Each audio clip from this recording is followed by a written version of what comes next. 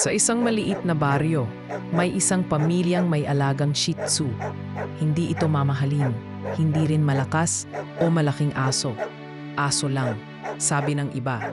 Maliit, tahimik at palaging kasama ng mga bata. Isang gabi, isang trahedya ang dumating. Nasunog ang kanilang tahanan. Nagkakagulo, may sigawan, may luha. Habang nagmamadali ang pamilya palabas, naiwan ang 7 maliliit na tuta sa loob.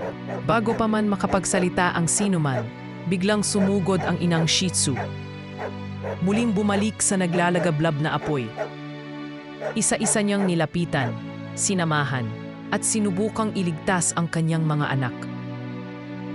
Sa kabila ng usok, init at apoy, hindi siya tumigil. Hanggang sa huli, natagpuan silang magkakasama, ang ina at ang 7 tuta.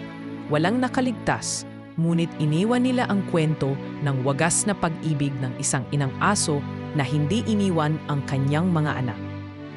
Kaya kung sakaling may makarinig ka ng tahol, huwag mong isipin na aso lang yan, sapagkat may pusong mas tapat, mas handang magsakripisyo kaysa sa ibang tao.